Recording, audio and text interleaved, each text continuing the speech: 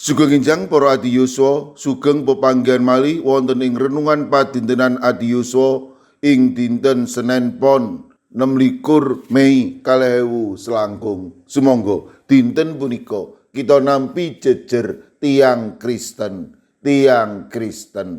Para adiyuswa, tembung Kristen ing jaman sakmangke sampun lumrah dipun agem kangge sebutan agami. Nanging ing jamanipun para rasul, tembung Kristen punika dipun agem kangge nyebut para pendherekipun Gusti Yesus.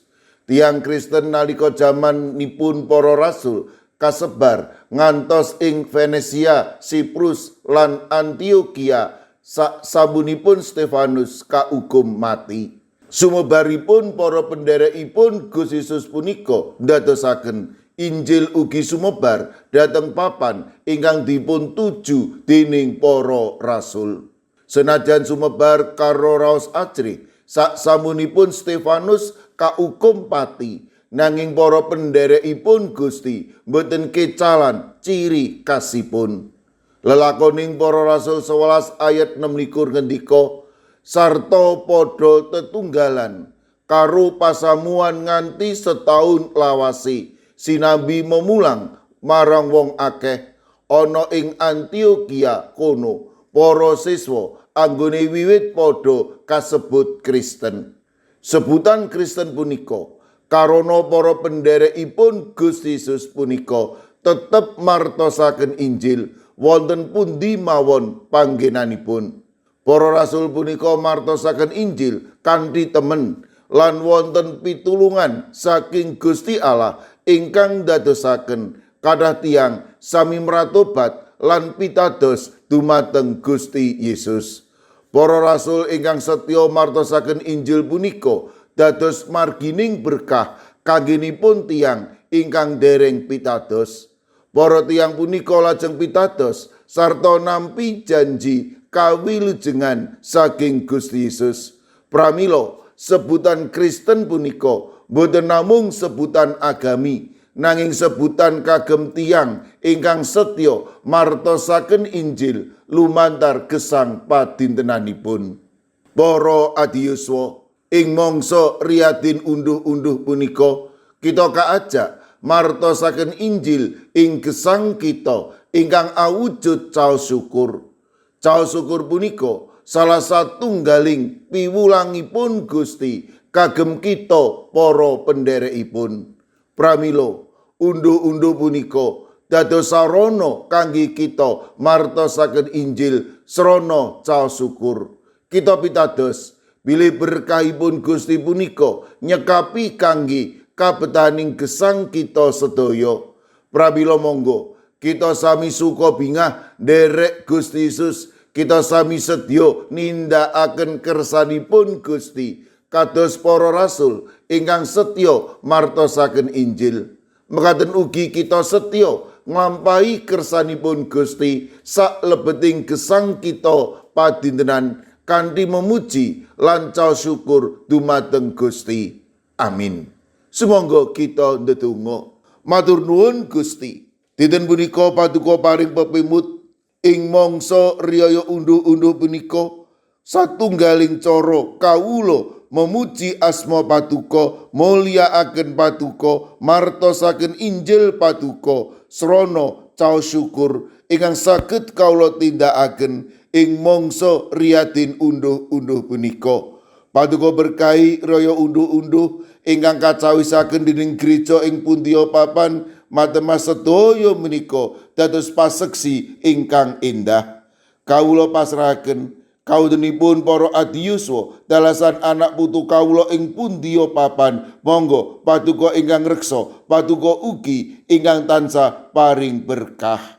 Mirunggan kawula pasrahaken Ibu Tutik Setyawati, wilayah setunggal GKJ Magelang ingkang sampun nampi operasi. Monggo Gusti Paduka ingkang reksa matemah pemulihanipun menika dadosaken Ibu Tutik Setyawati menika nampi wetahing kesarasan peparing Paduka.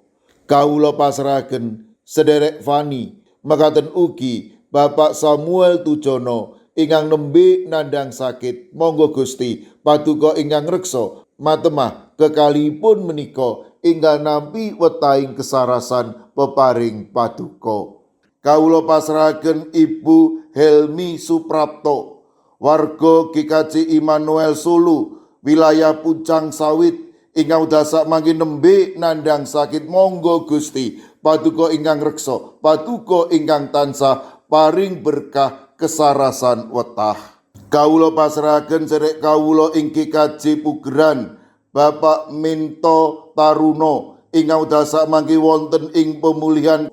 Kawula pasrahaken Ibu Tulat, Ibu Lismartono, Bapak Sugianto, Bapak Amung Pracoyo, lan Ibu Subcipto, warga GKJ Magelang ingkang wonten ing pemulihan. Kawula ugi pasrahaken Ibu Tati ingkang wekdal sakmangke wonten ing pemulihan ing GKJ Ngablak. Kawula pasrahaken ugi sawetawis sedherek kawula ing Kalinegoro ingkang ugi wonten ing pemulihan, Bapak Margono lan ugi Bapak Agus Budi Pranowo.